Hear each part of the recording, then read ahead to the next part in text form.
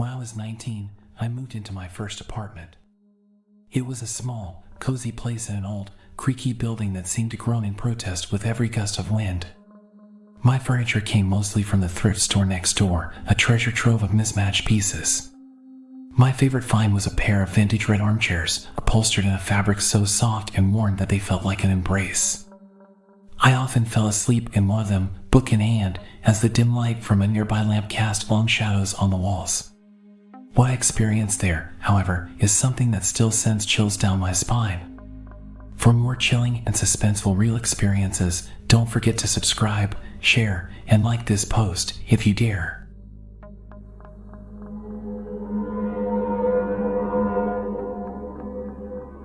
It happened one late night, a night so quiet that even the sound of my breathing seemed too loud. I'd fallen asleep in the red chair with a novel resting open on my chest.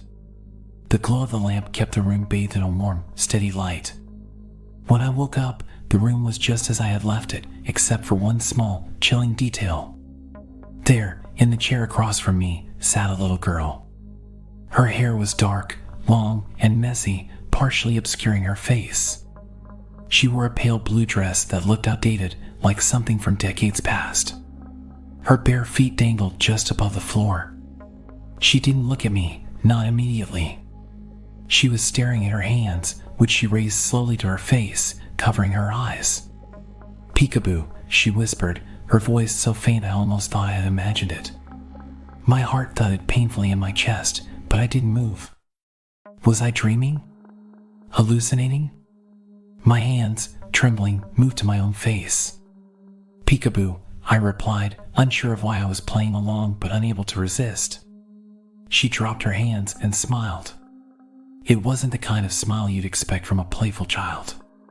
There was something too white about it, something off.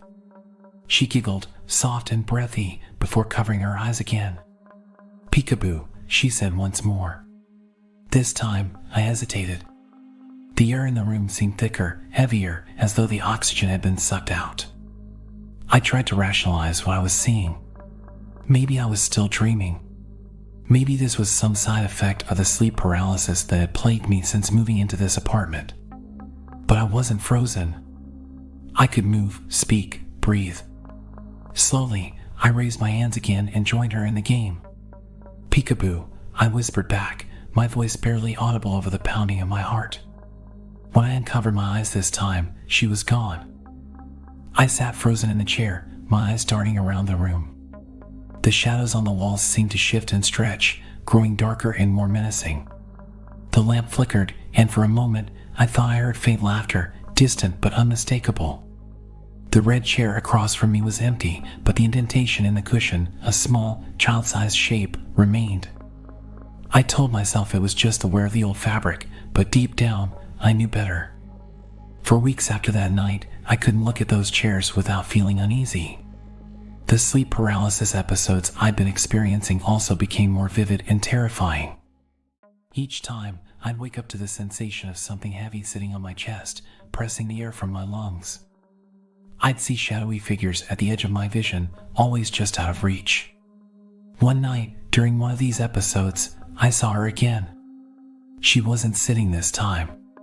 She was standing at the foot of my bed, her head tilted at an unnatural angle, her hands dangling limply at her sides. Her lips moved, but no sound came out. I wanted to scream, to move, but my body was frozen. When I finally regained control, she vanished, leaving only the faint scent of something sweet, like lavender, but tinged with decay.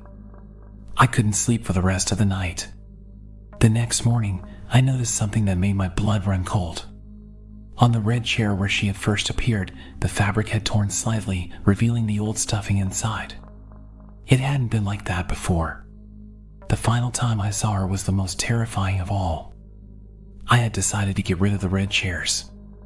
They felt cursed, as though they were anchors for something dark and otherworldly. I had arranged for a donation pickup, but the night before, I fell asleep in the chair one last time. When I woke up, the room was freezing, my breath visible in the dim light. She was back, but this time, she wasn't alone. Two other figures stood behind her, their faces obscured by shadows. They didn't move, but their presence filled the room with an oppressive dread. The little girl raised her hands to her face again, as though inviting me to play. "Peekaboo," she said, her voice echoing unnaturally. I couldn't respond. My voice was caught in my throat, my body paralyzed with fear. When she dropped her hands this time, her face had changed. Her eyes were hollow, black voids, and her mouth was twisted into a grotesque grin that stretched far too wide. The figures behind her began to move, inching closer. The lamp flickered violently, and then everything went dark. When I woke up, it was morning. The chairs were gone, picked up by the donation service while I was still unconscious. The apartment felt lighter somehow, as though whatever had been haunting it had left with the furniture. But I never felt completely safe there again. The memory of her face, her voice, and the game of peekaboo still haunt me to this day. Was it all just a product of my imagination, sleep paralysis, or something more sinister? I'll never know for sure. But one thing is certain, I'll never look at a pair of red chairs the same way again.